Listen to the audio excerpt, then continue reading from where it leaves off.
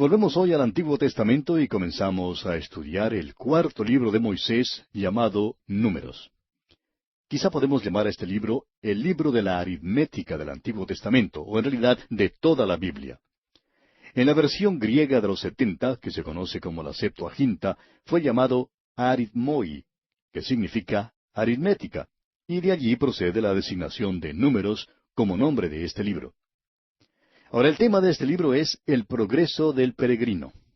Claro que nos damos cuenta de que Juan Bunyan utilizó primero este título para su famoso libro El progreso del peregrino, mucho antes de nosotros, pero hemos pedido prestado, por así decirlo, su título como tema de este libro de Números. Encontramos aquí el caminar, el viajar, el trabajar, el guerrear, el testificar y el adorar del peregrino de Dios. Es una guía para peregrinos, es un mapa de carreteras para atravesar el desierto de este mundo.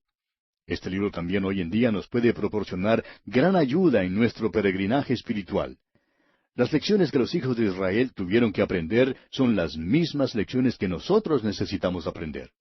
Y esta fue la intención de Dios al incluirlo aquí en la Biblia, que fuera así para usted y para mí, amigo oyente. Esto mismo es lo que dice el apóstol Pablo en su carta a los Romanos capítulo 15, versículo 4, donde dice, porque las cosas que se escribieron antes, para nuestra enseñanza se escribieron, a fin de que por la paciencia y la consolación de las Escrituras tengamos esperanza. Este tema también lo desarrolla Pablo en su primera carta a los Corintios, capítulo 10, versículo 11, donde dice, y estas cosas les acontecieron como ejemplo, y están escritas para amonestarnos a nosotros, a quienes han alcanzado los fines de los siglos. En cuanto a esto, no olvidemos que el autor de la carta a los Hebreos dice así en el capítulo 11, versículo 13, conforme a la fe murieron todos estos sin haber recibido lo prometido, sino mirándolo de lejos, y creyéndolo y saludándolo, y confesando que eran extranjeros y peregrinos sobre la tierra. Por otra parte, el apóstol Pedro nos declara peregrinos en su primera carta, capítulo 2, versículo 11, cuando dice, amados, yo os ruego, como extranjeros y peregrinos, que os abstengáis de los deseos carnales que batallan contra el alma. Y por último consideremos lo que dice el propio Señor Jesucristo en el Evangelio según San Juan, capítulo 17, versículos 14 y 15. Dice el Señor, yo les he dado tu palabra, y el mundo los aborreció porque no son del mundo, como tampoco yo soy del mundo. No ruego que los quites del mundo, sino que los guardes del mal.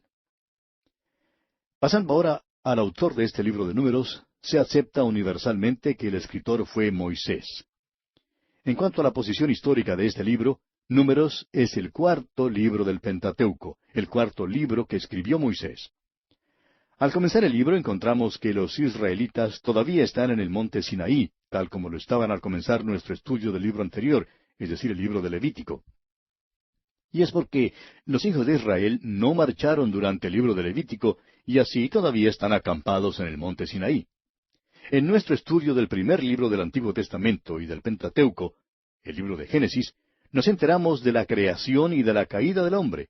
Es el libro de los principios. Los hijos de Israel estaban en aquel entonces en los lomos de Abraham. El libro de Éxodo es el gran libro de la redención. Los hijos de Israel habían bajado a Egipto y el Éxodo es la historia de su salida de Egipto. Este libro principia con los israelitas trabajando en los ladrillares de Egipto y concluye dándonos a conocer la maravillosa manera de cómo Dios los libra de su esclavitud. Ahora, el libro de Levítico es el libro de la adoración y de la comunión. Allí Dios les habló desde el tabernáculo. No hay ningún movimiento ni viaje evidente en el libro de Levítico. Y así llegamos entonces al libro de Números, que es el libro del progreso del peregrino. Su nombre, Números, proviene del censo que se describe en el primer capítulo y del censo que se menciona en el capítulo 26. El tiempo entre estos dos números, o sea, entre estos dos censos, revela la tragedia de este pueblo en el desierto. En nuestro estudio del libro de Números, veremos la partida de los israelitas del monte Sinaí y su marcha a Cades Barnea. Ahora, en Cades Barnea su actitud de incredulidad se cristaliza en desobediencia cabal. La luz revela el estado de su fe y da a conocer su fracaso. Sin duda el autor de la carta a los Hebreos se refiere a esta situación, al decir en el capítulo 3, versículo 19, y vemos que no pudieron entrar a causa de incredulidad, allá en Hebreos 3:19. Después de Cades Barnea, comenzaron a viajar como vagabundos por el desierto hasta cuando murió toda aquella generación en ese desierto. Las dos excepciones notables fueron Josué y Caleb. Los años de este viaje sin rumbo constituye una verdadera cadena de sufrimientos, una jornada de tragedias y una historia de descarríos. Ahora había una distancia de unos 240 kilómetros entre el monte Sinaí y Cades Barnea, un viaje que en aquellos tiempos no debería demorar más de 11 días. Tomando en cuenta que pasaron 30 días en Kibrot, notamos que se demoraron 40 años haciendo una jornada que debieron haber hecho en 40 días. En Cades Barnea su caminar fue cambiado en extravío total, y siendo que rehusaron entrar en la tierra prometida, Dios no les permitió avanzar más allá de Cades Barnea. Lo que ocurrió al fin de su jornada entonces es que volvieron al mismo sitio. De modo que en Números capítulo 20 versículo 1 los encontramos nuevamente en Cades Barnea. Por tanto, entre el censo en el primer capítulo y el censo en el capítulo 26, hallamos una historia de las jornadas de los israelitas en el desierto por unos 38 años y 10 meses. Comenzando esta historia con el primer movimiento del campamento después que el tabernáculo fue erigido. Ahora, una comparación entre los dos censos que aparecen en el libro de Números indicará que hubo una gran mortandad. El capítulo 1, versículo 46 dice que Israel tenía 603,550 hombres que podían salir a la guerra. Pero el capítulo 26, versículo 51, declara que había solo 601,730 hombres que podían salir a la guerra. Ahora esto representa una pérdida de 1,820 hombres que podían salir a la guerra. Y recordemos que esto ocurrió después que ellos habían recibido el mandamiento de Dios de fructificad y multiplicaos. Como podemos ver, pues, no crecieron, sino que por el contrario, decrecieron durante los años que pasaron en el desierto. El censo inicial nos ayudará a determinar el número que había salido de Egipto. Le estamos dando el cálculo del doctor Melvin Grove Kyle. El doctor Kyle era un gran egiptólogo y uno de los redactores de la Enciclopedia Bíblica Estándar Internacional, y también en una época fue miembro del cuerpo de redactores de la revista National Geographic, que tal vez usted conoce. Pues bien, el doctor Kyle era un gran arqueólogo que sabía divulgar una abundancia de información interesante, y él ha calculado que, junto con estos 600,000 hombres, más o menos, que podían salir a la guerra, habría aproximadamente 400,000 mujeres. Ha calculado el número de ancianos en 200,000 y la cifra de los niños en 800,000. Luego añadió la gente extranjera que seguía al pueblo escogido y la ha calculado en unos 100,000. Esto pues da un cálculo total de unas 2,100,000 personas, sin incluir la tribu de Leví, de los que salieron de Egipto. Personalmente creemos que la cifra total probablemente se aproximaba más a los 3 millones de personas, pero el hecho es que no tenemos los números exactos. Ahora, al estudiar este libro de Números, encontramos 6 aspectos principales. En primer lugar, tenemos el aprovisionamiento de la nación de Israel para la marcha por el desierto, que comprende los capítulos 1 hasta el 8. Y dentro de este aspecto tenemos la disposición del campamento en los capítulos 1 al 4. Ahora, bajo el tema de la disposición del campamento, tenemos el primer censo en el capítulo 1. El capítulo 2 nos da las normas y la posición de las 12 tribus en su marcha por el desierto. En tercer lugar, en el capítulo 3 encontramos el censo, la posición y el servicio de los levitas en la marcha por el desierto. En cuarto lugar, encontramos el servicio de los levitas en el tabernáculo en el capítulo 4. Ahora, en segundo lugar, dentro del aprovisionamiento de la nación de Israel para la marcha por el desierto, encontramos la purificación del campamento en los capítulos 5 al 8. Como dijimos, los primeros 4 capítulos nos presentan la disposición del campamento, y en los capítulos 5 al 8 tenemos entonces la purificación del campamento. Ahora, dentro de la purificación del campamento, encontramos primero la ofrenda de restitución y de celos en el capítulo 5. Segundo, el capítulo 6 nos presenta el voto de los nazareos, la bendición trina. En tercer lugar, el capítulo 7 nos habla de las ofrendas de los príncipes. Y en cuarto lugar, el capítulo 8 nos presenta las luces del candelero y el lavacro para los levitas. Estos pues son los temas que nos presentan los primeros 8 capítulos de este libro de Números, que constituyen el primer aspecto, o sea, el aprovisionamiento de la nación de Israel para la marcha por el desierto. Ahora, el segundo aspecto que encontramos en este libro es En marcha adelante, que comprende los capítulos 9 y 10. En el capítulo 9 tenemos el tema de la fiesta de la Pascua y la nube que cubría el tabernáculo. Y el capítulo 10 nos presenta el orden de la marcha. Estos dos temas comprenden pues el segundo aspecto, o sea, en marcha adelante. Ahora, el tercer aspecto que encontramos al estudiar este libro de Números es desde Sinaí hasta Cades, comprendiendo los capítulos 11 y 12. El capítulo 11 nos presenta las quejas y la murmuración del pueblo que desagradan al Señor. Y el capítulo 12 nos habla de los celos de María y Aarón y el juicio de María. Estos pues son los dos temas contemplados dentro del tercer aspecto desde Sinaí hasta Cades. Ahora, el cuarto aspecto que encontramos al estudiar este libro de Números es el fracaso en Cades, comprendido en los capítulos 13 y 14. El capítulo 13 en particular nos presenta a los espías, que son escogidos y enviados a la tierra de Canaán, y vemos allí cómo regresan y dan su informe. Y el capítulo 14 nos dice que Israel rehúsa entrar debido a su incredulidad. Esto es pues lo que constituye el cuarto aspecto, o sea, el fracaso en Cades. El quinto aspecto lo encontramos contenido en los capítulos 15 al 25 de Números. Y allí encontramos a Israel vacilando, chapuceando e inquietándose por pequeñeces en el desierto. El capítulo 15 en particular nos dice que esta actitud de Israel retarda la bendición de Dios, pero no destruye el propósito de Dios. Los capítulos 16 al 19 nos presentan incidentes en cuanto al sacerdocio. El capítulo 16, por ejemplo, nos habla de la oposición de Coré. El capítulo 17 nos dice que la vara de Aarón florece. El capítulo 18 nos habla de la confirmación del sacerdocio. Y el capítulo 19 nos presenta la ofrenda y cenizas de la vaca alazana.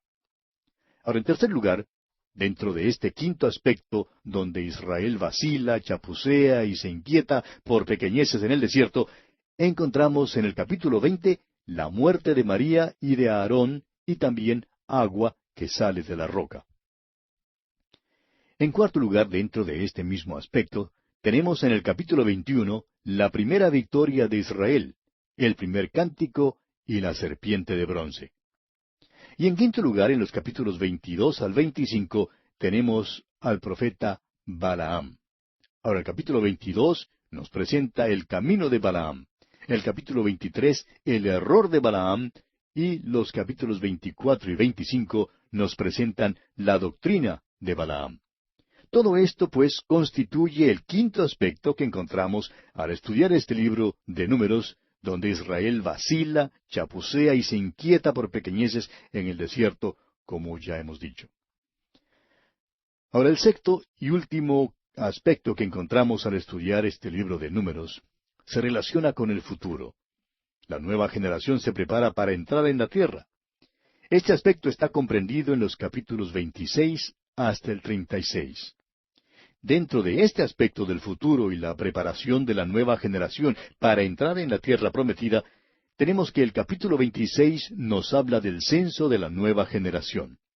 El capítulo 27 nos presenta el lugar de la mujer bajo la ley. Los capítulos 28 y 29 nos hablan de la ley de las ofrendas.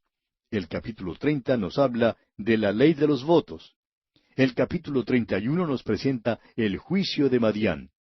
El capítulo 32 nos dice que las tribus de Rubén y de Gad piden quedarse en el lado oriental del Jordán. El capítulo 33 nos presenta el diario de las jornadas. El capítulo 34 nos da los límites de la tierra prometida. En el capítulo 35, las ciudades de refugio son dadas a los levitas. Y en el último capítulo de este libro de Números, el capítulo 36, encontramos la ley de la tierra prometida en cuanto a la herencia. Todo esto, pues, lo encontramos dentro del sexto y último aspecto que consideraremos en nuestro estudio de este libro de Números y que se relaciona con el futuro y la preparación de la nueva generación para entrar en la tierra prometida. Y este es, pues, el bosquejo que seguiremos al estudiar este libro de Números. Entremos ahora al capítulo 1. Los primeros 8 capítulos del libro de Números cuentan el aprovisionamiento de la nación de Israel para su marcha a través del desierto. Esta es la preparación para su peregrinaje. Los primeros 4 capítulos tienen que ver con el orden del campamento, o como dijimos antes, la disposición del campamento. Ahora no vaya usted a creer ni siquiera por un momento que lo que aquí se describe es una multitud desordenada pasando por el desierto a la desbandada. Ningún grupo jamás ha marchado de una manera más ordenada que éste. Al estudiar esto, estamos seguros que usted también quedará impresionado por la manera en que Dios insistió en el orden de este campamento. El apóstol Pablo, en su primera carta a los Corintios, capítulo 14, versículo 40, nos habla también del orden cuando dice, pero hágase todo decentemente y con orden. Amigo oyente, Dios quiere que las cosas sean hechas con orden, y Él hace las cosas con orden también. ¿Ha contemplado usted alguna vez la rosa, por ejemplo? Dios la ha creado con gran delicadeza. ¿Ha notado lo bien que Él ha creado un árbol? ¿Se ha fijado usted alguna vez en el orden del universo? Las cosas no se están entrechocando entre sí ni yendo de un lado para otro. Hay bastante espacio en que maniobrar porque el Señor lo ha arreglado así. Vivimos en un universo extraordinario, un universo que revela a un Dios de poder y un Dios de orden. Y Él es también un Dios personal, y esto es algo maravilloso, amigo oyente.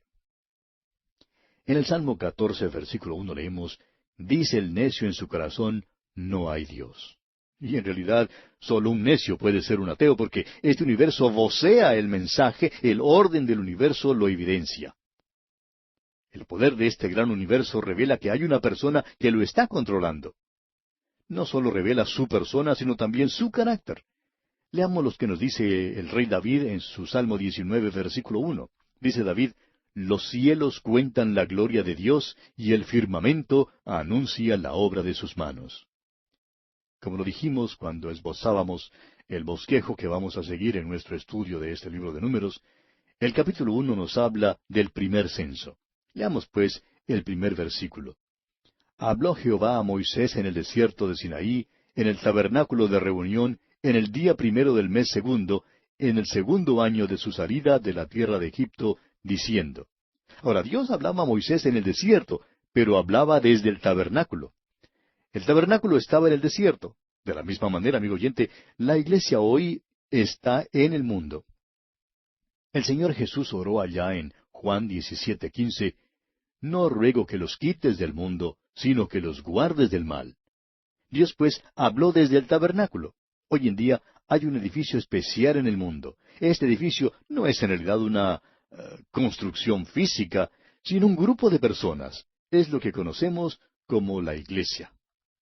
El apóstol Pablo, escribiendo a los Efesios, dice en el capítulo 2 de esa carta, versículos 19 al 21, así que ya no sois extranjeros ni advenedizos, sino conciudadanos de los santos y miembros de la familia de Dios, edificados sobre el fundamento de los apóstoles y profetas, siendo la principal piedra del ángulo Jesucristo mismo, en quien todo el edificio, bien coordinado, va creciendo para ser un templo santo en el Señor.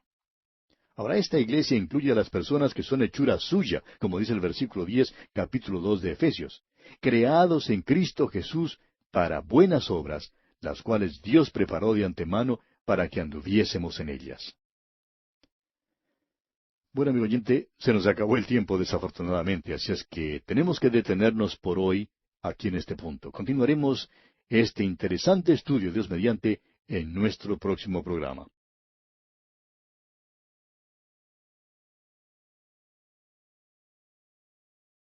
Continuamos hoy estudiando el capítulo 1 del libro de Números, que comenzamos en nuestro programa anterior, y decíamos que Dios había hablado desde el tabernáculo. Hoy en día también hay un edificio especial en el mundo. Este edificio no es en realidad una construcción física, sino un grupo de personas. Es lo que conocemos como la Iglesia. El apóstol Pablo, escribiendo a los Efesios, dice en el capítulo 2, versículos 19 al 21, Así que ya no sois extranjeros ni advenedizos, sino conciudadanos de los santos y miembros de la familia de Dios, edificados sobre el fundamento de los apóstoles y profetas, siendo la principal piedra del ángulo Jesucristo mismo, en quien todo el edificio bien coordinado va creciendo para ser un templo santo en el Señor. Dijimos también que esta iglesia incluía a las personas que son hechura suya, como lo declara Pablo en el versículo 10 del mismo capítulo 2 de esta carta a los Efesios, cuando dice, porque somos hechura suya, creados en Cristo Jesús para buenas obras, las cuales Dios preparó de antemano para que anduviésemos en ellas. Continuamos hoy nuestro estudio del capítulo 1 de Números, leyendo los versículos 2 y 3.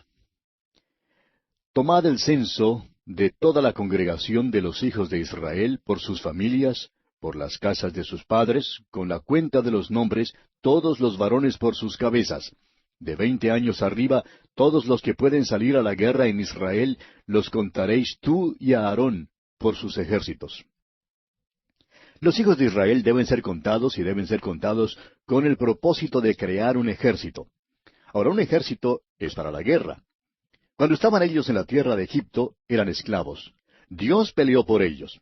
No les pidió que pelearan, pero ahora que han sido traídos de Egipto, que han salido de Egipto al desierto, ellos tienen que pelear contra sus enemigos.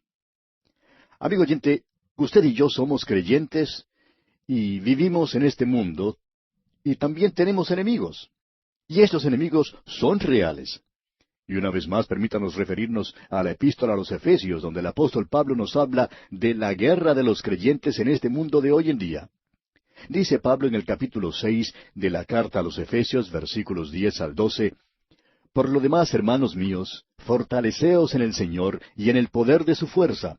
Vestíos de toda la armadura de Dios para que podáis estar firmes contra las acechanzas del diablo, porque no tenemos lucha contra sangre y carne, sino contra principados, contra potestades, contra los gobernadores de las tinieblas de este siglo, contra huestes espirituales de maldad en las regiones celestes. Dios nos ha salvado por su infinita y maravillosa gracia, amigo oyente. Pero usted y yo estamos en un mundo que es perverso y desordenado. Y así como los hijos de Israel en el desierto, estamos nosotros en el desierto de este mundo. El mundo está lleno de pecado y no tiene ningún interés en Dios. Pero Dios nos ha salvado por su maravillosa gracia. Ahora esto nos pone en guerra contra el enemigo. El apóstol Pablo escribió de este asunto en su segunda carta al joven predicador Timoteo en el capítulo 2, versículo 3, donde le dice, Tú pues sufre penalidades como buen soldado de Jesucristo. Y también en su primera carta a Timoteo, capítulo 6, versículo 12, le dice, Pelea la buena batalla de la fe, echa mano de la vida eterna, a la cual asimismo fuiste llamado. Esta era la primera vez que los israelitas oyeron de la guerra. En este libro encontraremos guerras, trompetas, batallas y gigantes, y todo lo relacionado con la vida marcial. Y usted y yo, amigo oyente, todavía vivimos en este tipo de mundo, un mundo de lucha hoy en día. Francamente, nos parece algo divertido ese grupo de jóvenes que piensan saberlo todo, por el solo hecho de ser estudiantes de la universidad, pero que realmente tienen una visión bastante limitada, especialmente hoy en día, cuando la especialización produce un horizonte muy limitado en sus estudios. Y nos preguntamos en cuanto a lo que realmente se enseña hoy en las universidades. Cuando usted y yo estudiábamos, amigo oyente, nos enseñaron algo en cuanto a este mundo y al universo. Pero parece que algunos de estos jóvenes creen que todo lo que es necesario es decir paz y que ya habrá paz. Hablan de amar y de no guerrear. Pero lo que pasa en muchos casos es que muchos de estos causan disensión y problemas mientras hablan de paz. No saben nada de la paz y no conocen lo que es lo fundamental. parece que no comprenden que vivimos en un mundo que es perverso y que hay hombres malos en todo nuestro derredor y que habrá guerras y luchas, nos guste o no nos guste. Y este hecho es una de las cosas terribles en cuanto a este mundo. Continuemos ahora con el versículo 4 de este capítulo 1 de Números. Y estará con vosotros un varón de cada tribu, cada uno jefe de la casa de sus padres. No parece nada conmovedora la manera en que el libro principia aquí con el censo. No es una historia como aquellas novelas de misterio, ni como uno de los dramas en la televisión producidos por Alfredo Hitchcock. A primera vista uno creería que tenemos aquí 54 versículos repletos con detalles de poca importancia y de lectura bastante pesada. Pero es necesario recordar, amigo oyente, que estos detalles eran importantes para Dios. Y si reconociéramos algunas de las grandes verdades que hay aquí, también hallaríamos muy conmovedora e interesante su lectura. En primer lugar, este versículo 4 indica que Dios tiene interés en los individuos. Los movimientos en masa tienen su lugar y desempeñan su papel, pero Dios tiene interés en los individuos redimidos, tiene interés en cada individuo en particular. Moisés y Aarón habían recibido la orden de tomar un censo y se les prometió que tendrían un ayudante de cada tribu. Encontramos aquí los nombres de los ayudantes. Y si usted cree que vamos a leer esta lista, pues se equivoca, amigo oyente, porque esos nombres son muy difíciles de pronunciar. Sin embargo, esto sí revela que cada nombre en la lista era importante para Dios. Deseamos demostrarle un solo caso para que usted vea que estos nombres tienen un profundo significado. Si uno comprende el sentido hebreo de los nombres, cada uno le dará un mensaje maravilloso. Leamos pues el versículo 5 de este capítulo 1 de Números. Estos son los nombres de los varones que estarán con vosotros. De la tribu de Rubén, Elisur, hijo de Sedeur. Esto no parece muy interesante ni conmovedor, pero permítame explicarle. Rubén era el hijo mayor de Jacob, pero fue puesto a un lado y no recibió la bendición de la primogenitura. Leemos allá en Génesis 49, versículos 3 y 4, Rubén, tú eres mi primogénito, mi fortaleza y el principio de mi vigor, principal en dignidad, principal en poder, impetuoso como las aguas, no serás el principal, por cuanto subiste al lecho de tu padre, entonces te envileciste subiendo a mi estrado. ¿Ve usted? Rubén, impetuoso como las aguas. El hombre elegido de esta tribu tendría que ser un tipo diferente. Elisur, el hijo de Sedeur, era aquel hombre, pues Elisur significa mi Dios es una roca. Y Sedeur significa el omnipotente es fuego. ¿Ve usted? Esto se está volviendo interesante, ¿no le parece?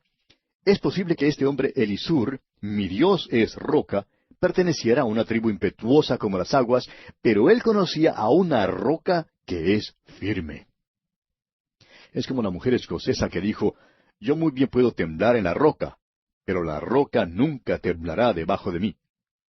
Ahora recuerde usted que ellos habían cantado en el cántico de Moisés que Dios era su roca, y ese hombre había aprendido eso. Él sabía que Dios es una roca en tierra de cansancio y que Él es una roca que es un fundamento sobre el cual podemos apoyarnos firmemente. Es maravilloso saber, amigo oyente, que usted puede ser una persona impetuosa y proceder de una familia impetuosa, pero que hay una roca para usted. Mi Dios es una roca. Bien, pasemos ahora al versículo 18 de este capítulo 1 de Números. Y reunieron a toda la congregación en el día primero del mes segundo, y fueron agrupados por familias, según las casas de sus padres, conforme a la cuenta de los nombres por cabeza, de 20 años arriba.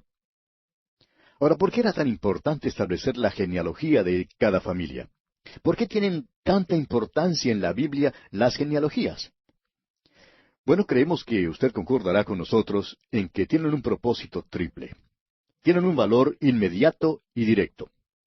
En primer lugar, eran interesantes y beneficiosas a los interesados. Es bueno saber algo en cuanto a su linaje. Lo que ocurre es que desafortunadamente hay muchas personas que sienten gran orgullo en cuanto a sus antepasados, en cuanto a su linaje.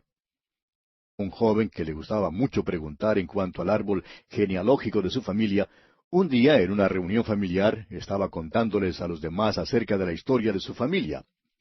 Uno de los asistentes le preguntó, dígame, ¿ha hallado usted algún bandido o cuatrero en su familia? Claro está que este joven se sintió apenado y hasta insultado con esta pregunta. Pero así sucede, amigo oyente. Entre nuestros antepasados quizás encontremos algunos pícaros. Somos muchos los que tenemos pícaros en la familia, aunque claro está, solamente nos gusta hablar y acordarnos de los buenos muchachos y muchachas. Pues bien, una genealogía siempre es algo interesante y siempre tiene importancia, especialmente cuando aparece aquí en la Biblia. Ahora, en segundo lugar, la razón por la cual algunos nombres y genealogías se dan con tanto cuidado en la Biblia, mientras otros se omiten, es porque la genealogía que nos interesa es la que nos conduce hasta Jesucristo. Vimos en nuestro estudio del libro de Génesis cómo la línea rechazada se mencionaba primero, y luego era dejada y olvidada. Luego la línea genealógica que conducía al Señor Jesucristo se daba, y es la línea que se sigue por toda la Biblia. El Nuevo Testamento en realidad principia con una genealogía. Todo el Nuevo Testamento o bien se sostiene o se cae en la exactitud de esa genealogía. Esta genealogía estaba registrada y probablemente fue puesta de manifiesto en el templo de aquel entonces. Era algo que se podía verificar con toda facilidad.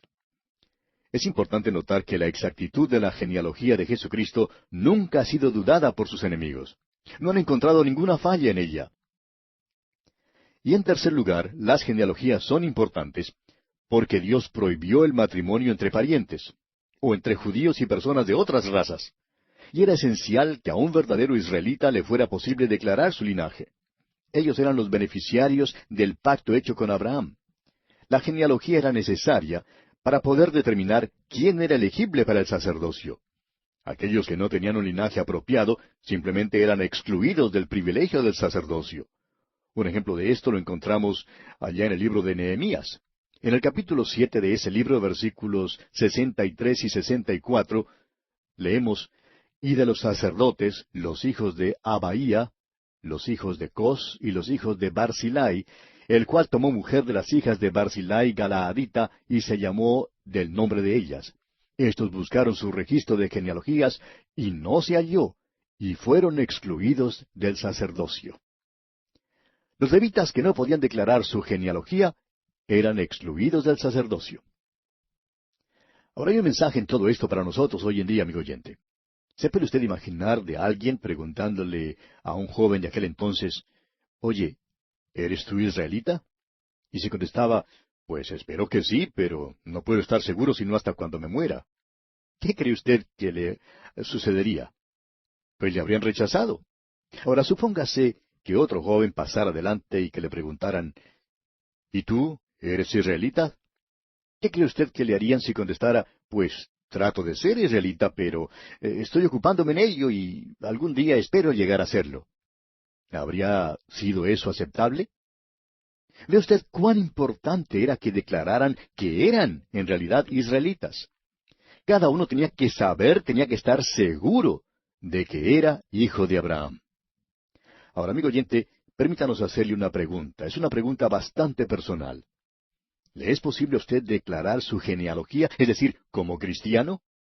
Si no le es posible, permítanos entonces decirle que más vale poder declararlo. Escuche esto. El apóstol Juan en su primera carta, capítulo 3, versículo 2, dice, «Amados, ahora somos hijos de Dios, y aún no se ha manifestado lo que hemos de ser.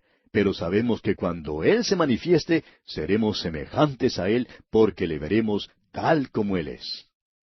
¿Puede usted decir esto, amigo oyente, que es hijo de Dios? Ahora, ¿cómo se llega a ser hijo de Dios? El apóstol Pablo, escribiendo a los Gálatas, dice en el capítulo 3, versículo 26, «Pues todos sois hijos de Dios por la fe en Cristo Jesús». ¿Se fijó, amigo oyente? Por la fe en Cristo Jesús. No hay otra manera. Usted llega a ser hijo de Dios mediante la fe en Cristo Jesús. El Señor dice en Juan 1:12, «Mas a todos los que le recibieron», es decir, a los que recibieron al Señor Jesús, a los que creen en su nombre, les dio potestad de ser hechos hijos de Dios. Y el apóstol Pablo declara una vez más en Gálatas 3:29 Y si vosotros sois de Cristo, ciertamente linaje de Abraham sois, y herederos según la promesa. Y en su carta a los Romanos capítulo 8 versículos 14 al 17 dice, porque todos los que son guiados por el Espíritu de Dios, éstos son hijos de Dios. Pues no habéis recibido el espíritu de esclavitud para estar otra vez en temor, sino que habéis recibido el espíritu de adopción, por el cual clamamos, Abba, Padre. El Espíritu mismo da testimonio a nuestro espíritu de que somos hijos de Dios. Y si hijos, también herederos, herederos de Dios y coherederos con Cristo, si es que padecemos juntamente con Él, para que juntamente con Él seamos glorificados. Amigo oyente, a usted le es posible saberlo. Puede nacer de nuevo por la sangre de Cristo y así llegar a ser miembro de la familia de Dios. Él es el único camino. En esta jornada por el desierto hoy en día, amigo oyente, tiene que saber quién es. Tiene que saber que es hijo de Dios. Si no está seguro de ello, debe entonces asegurarse. Ahora, ¿cómo puede estar seguro? Pues simplemente fiándose de la palabra de Dios. Él dice que si usted pone su confianza en Cristo, Él será su Padre. Si usted ha confiado en Cristo, puede descansar en la palabra de Dios. Usted es su hijo. No es lo que pensamos ni lo que sentimos lo que hace que esto sea verdad. Es la palabra de Dios que lo verifica. Usted puede ver, pues, cuán importante era esto para el pueblo de Israel. Para poder estar en el ejército, para poder guerrear, para poder mantenerse, para poder hacer cualquier cosa. Tenían que declarar su linaje. Hay muchos escudos colgados en las paredes de West Point, la Academia Militar Nacional de los Estados Unidos, pero hay un solo escudo allí que permanece en blanco. Es el escudo de Benedicto Arnold, quien traicionó a su país y por eso llegó a ser el hombre sin patria. Muchísimos cristianos son como ese hombre hoy en día. Profesan ser cristianos, pero no pueden escribir sus nombres en sus escudos. No pueden decir con toda certeza, soy hijo de Dios por la fe en Jesucristo. Cada uno, amigo oyente, tiene que saber, tiene que estar seguro que es hijo de Dios, que pertenece a la familia de Dios. Tememos que hoy en día hay muchísima amnesia espiritual, y es tan importante que un cristiano sepa y recuerde que es hijo de Dios. El apóstol Juan en su primera carta, capítulo 5, versículos 12 y 13 dice, el que tiene al Hijo, tiene la vida. El que no tiene al Hijo de Dios, no tiene la vida. Estas cosas os he escrito a vosotros que creéis en el nombre del Hijo de Dios, para que sepáis que tenéis vida eterna y para que creáis en el nombre del Hijo de Dios. Pablo podía decir, porque yo sé a quién he creído, y estoy seguro que es poderoso para guardar mi depósito para aquel día. Sí, amigo oyente, es de vital importancia que un cristiano esté completamente seguro y recuerde constantemente de que es hijo de Dios. Pero si usted, amigo oyente, no es un hijo de Dios, es decir, todavía no pertenece a la familia de los redimidos por la sangre de Jesús, usted puede llegar a formar parte de la familia de Dios ahora mismo, sometiéndose a Dios y entregando total e irrestrictamente su vida en las manos del Señor Jesús, para que Él le transforme completamente en una nueva criatura, controlada por el poder del Espíritu Santo. Esto es aceptar a Jesucristo como Salvador personal, cuando uno permite que Dios realice en uno mismo la obra de la redención, es decir, cuando ya dejamos de contemplar esta obra de redención en el plano general y permitimos que Dios la aplique al plano íntimo y personal de nuestra propia experiencia.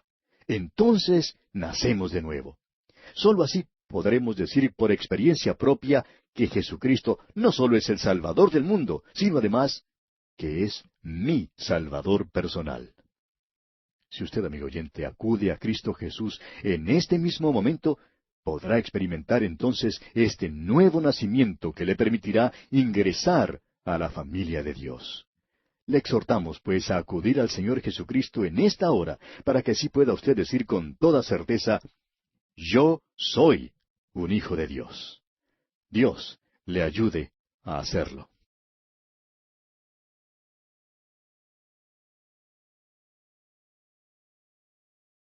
Todavía nos encontramos en el capítulo 1 de Números, amigo oyente, y en nuestro programa anterior estábamos hablando de lo importante que es para usted y para mí que sepamos y estemos seguros de ser hijos de Dios.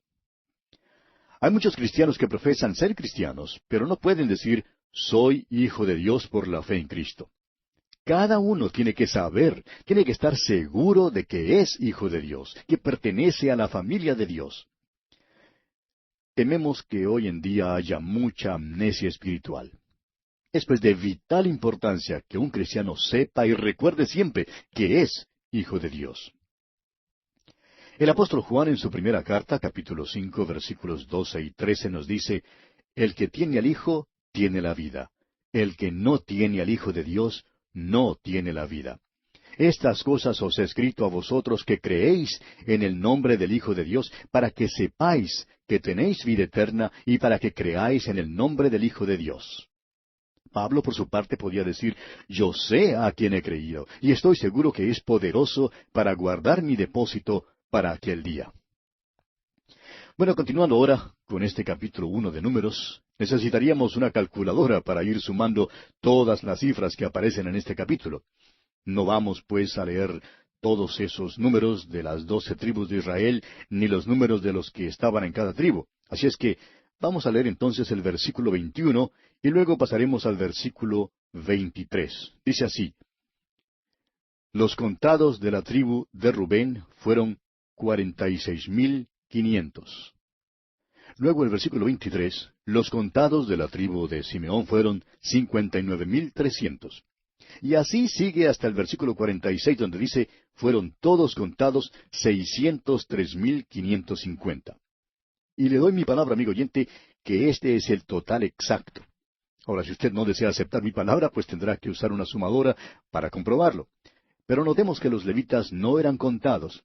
Leemos en los versículos 47 al 49 de este capítulo 1 de Números, pero los levitas, según la tribu de sus padres, no fueron contados entre ellos, porque habló Jehová a Moisés diciendo, solamente no contarás la tribu de Leví, ni tomarás la cuenta de ellos entre los hijos de Israel. Pero los levitas, según la tribu de sus padres, no fueron contados entre ellos, porque habló Jehová a Moisés diciendo, solamente no contarás la tribu de Leví, ni tomarás la cuenta de entre ellos, entre los hijos de Israel.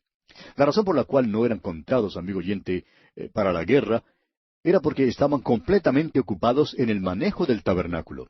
Lo levantaban, es decir, lo armaban de noche cuando entraban en el campo y lo desarmaban cuando estaban listos para marchar a la mañana siguiente. Escuche usted lo que dicen los versículos 51 al 54. Y cuando el tabernáculo haya de trasladarse, los levitas lo desarmarán, y cuando el tabernáculo haya de detenerse, los levitas lo armarán, y el extraño que se acercare morirá. Los hijos de Israel acamparán cada uno en su campamento, y cada uno junto a su bandera por sus ejércitos. Pero los levitas acamparán alrededor del tabernáculo del testimonio, para que no haya ira sobre la congregación de los hijos de Israel. Y los levitas tendrán la guarda del tabernáculo del testimonio. E hicieron los hijos de Israel conforme a todas las cosas que mandó Jehová a Moisés. Así lo hicieron. Los hijos de Israel, amigo oyente, tenían que saber quiénes eran. Era también importante que cada uno de ellos supiera dónde pertenecía.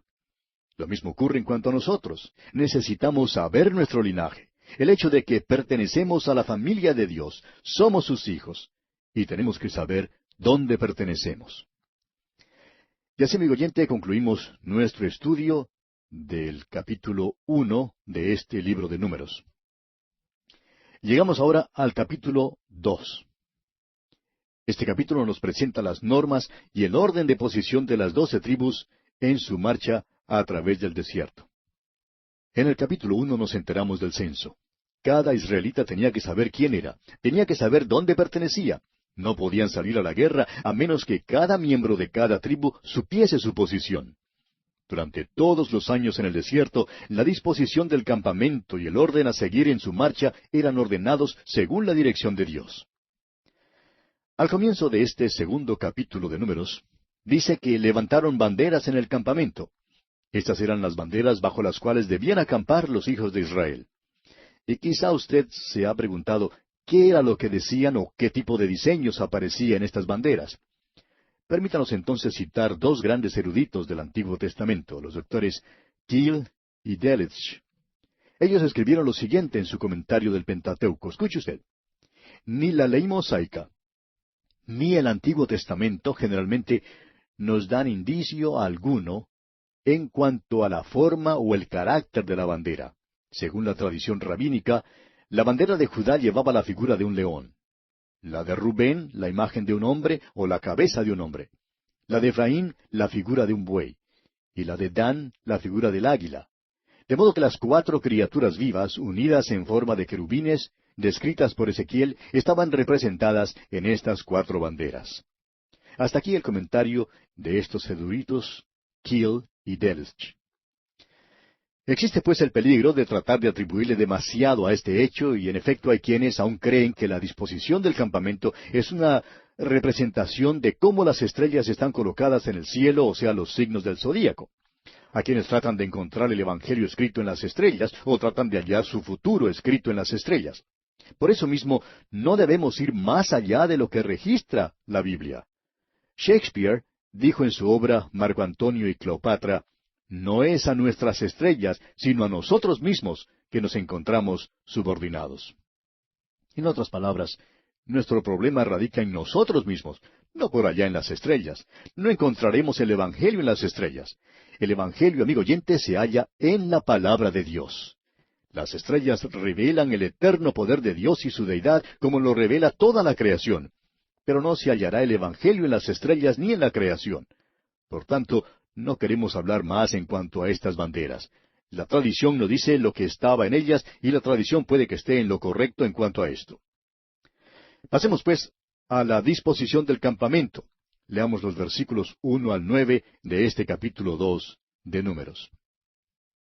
Habló Jehová a Moisés y a Aarón diciendo, los hijos de Israel acamparán, cada uno junto a su bandera, bajo las enseñas de las casas de sus padres, alrededor del tabernáculo de reunión acamparán. Estos acamparán al oriente, al este, la bandera del campamento de Judá, por sus ejércitos, y el jefe de los hijos de Judá, Naasón, hijo de Aminadab. Su cuerpo de ejército, con sus contados, 74,600. Junto a él acamparán los de la tribu de Isaacar, y el jefe de los hijos de Isaacar, Natanael, hijo de Suar. Su cuerpo de ejército, con sus contados, 54,400. Y la tribu de Zabulón, y el jefe de los hijos de Zabulón, Eliab, hijo de Elón. Su cuerpo de ejército, con sus contados, 57,400. Todos los contados en el acampamento de Judá, 186,400, por sus ejércitos marcharán delante. Fíjese usted, amigo oyente, que todos acampan alrededor del tabernáculo. El tabernáculo era levantado dentro del campamento y luego los hijos de Israel acampaban alrededor de él. Levantaban las banderas para señalar su lugar en el campamento. A la tribu de Judá le tocó acampar al este, y las tribus de Isaacar, como vemos en el versículo 5, y de Zabulón en el versículo 7, acampaban con la de Judá bajo la misma bandera. Creemos que el emblema en aquella bandera era un león. Cuando veían pues la bandera con el león, estas tres tribus sabían dónde pertenecían. Siguiendo adelante ahora, leamos los versículos 10 al 16. La bandera del campamento de Rubén estará al sur por sus ejércitos, y el jefe de los hijos de Rubén, Elisur, hijo de Sedeur.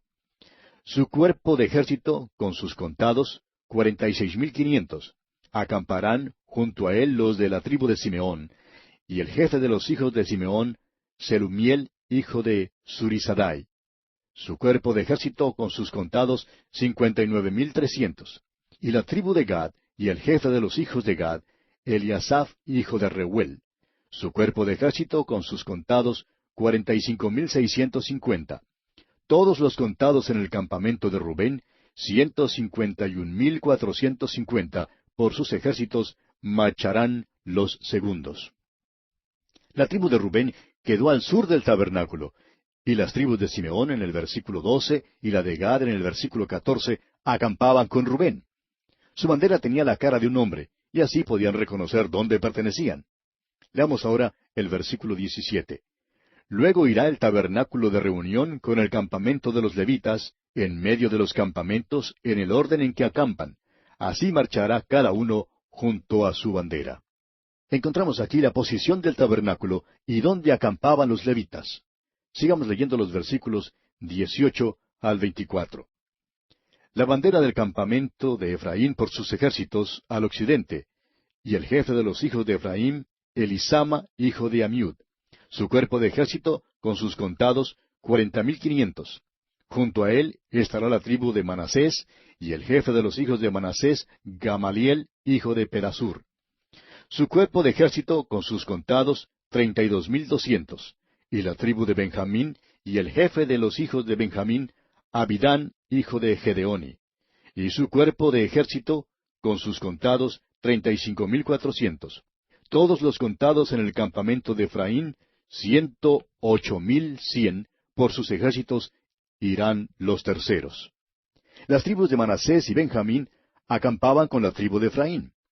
El emblema en su bandera era un buey.